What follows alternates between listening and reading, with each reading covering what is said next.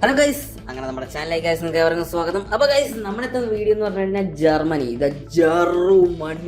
Germany versus Paraguay. എൻ്റെ പൊന്നാളെ രാവിലെ ഉറക്കമണിച്ച് എന്താ പറയുക, രാവിലെ കണ്ടൊരു മാച്ചാണ്.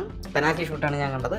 കാരണം വെച്ച് കഴിഞ്ഞാൽ പെനാൽറ്റി ഷൂട്ടിൽ ഞാൻ കണ്ടത് ഞാൻ എന്താ പറയുക, എനിക്ക് തുമ്മി രാവിലെ എണീറ്റല്ലേ, അപ്പോൾ തുമ്മി ചത്ത്. പക്ഷെ എന്തായിരുന്നാലും worth of the game, yes. കാരണം വെച്ചാൽ പാരഗ്വേ എനിക്ക് ഇഷ്ടപ്പെട്ടൊരു ടീമാണ്. ജർമ്മനി എൻ്റെ പൊന്നാളിയ.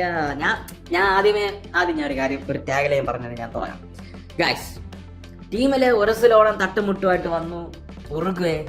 ഗ്രൂപ്പ് സ്റ്റേജിൽ തന്നെ ഔട്ടായി. ടീമിലെ ഒരസലും തട്ടുമുട്ടുമായിട്ട് വന്നു ജർമ്മനി ഇപ്പോൾ ഔട്ടായിരിക്കണം. ഇനി അടുത്ത ഔട്ടാകുമ്പോഴെന്ന് അറിയാം, ഞാൻ പറഞ്ഞുതരാം.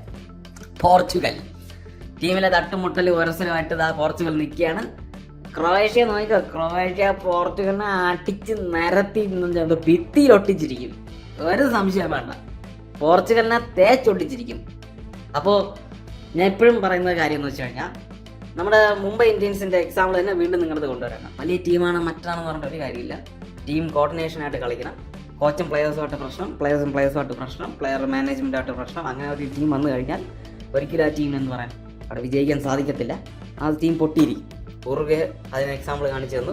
പോർച്ചുഗൽ ഇനി എക്സാമ്പിൾ കാണിക്കാൻ പോകുന്നു. ഈ ജർമ്മനി വീണ്ടും ഇപ്പോൾ കാണിച്ചിരുന്നു. കാരണം ജർമ്മനിയും കോച്ചുമായിട്ടൊക്കെ ഇച്ചിരി പ്രശ്നമായിട്ടൊക്കെ വന്ന് നിൽക്കുകയായിരുന്നു. അപ്പോൾ എന്തായിരുന്നാലും ജർമ്മനി ഔട്ടായിരിക്കണം. പക്ഷെ ഇത്ര പെട്ടെന്ന് പോകുമെന്ന് ഞാൻ ജർമ്മനി വിചാരിച്ചില്ല. കാരണം വെച്ച് കഴിഞ്ഞാൽ കുറച്ചുകൂടെ ഈ ടീമിനായിട്ട് എന്തൊക്കെ പ്രശ്നം ഉണ്ടായിരുന്നാലും ജർമ്മനി കുറച്ചും കൂടെ എന്താ പറയുക, കോർഡിനേറ്റ് ആയിട്ട് കളിക്കേണ്ട ഒരു ടീമായിരുന്നു. പക്ഷേ എന്താ പറയുക, ഒരു തേച്ചൊട്ടിച്ചോളൂ ജർമ്മനിയുടെ കാര്യം എന്ന് പറഞ്ഞപ്പോഴേക്കും. കാരണം വെച്ചാൽ ഞാൻ നോക്കുന്ന പാരഗ്വേ പോനാളിയാ എങ്ങനെ ഇവിടെ എത്തിയെന്ന് എനിക്ക് ഒരു പിടിയില്ല.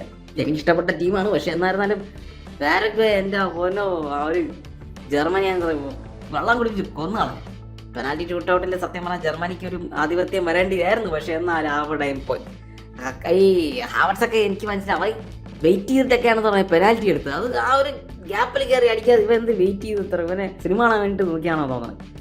അങ്ങനെ ഒരു വളരെ കോർഡിനേഷൻ ഇല്ലാത്തൊരു കളിയായിരുന്നു. എന്തായിരുന്നാലും പാരഗ്വേ ജയിച്ചു. ജർമ്മനി പോയി വീട്ടിയിരിക്കുകയാണ്. എനിക്ക് തോന്നുന്നത് ഈ ഒരു മാച്ച് എനിക്ക് തോന്നുന്നു ഏറ്റവും കൂടുതൽ ആഘോഷിക്കാൻ പോകുന്നത് ബ്രസീൽ ഫാൻസ് തന്നെ ആയിരിക്കും. അതിനൊരു സംശയം വേണ്ട.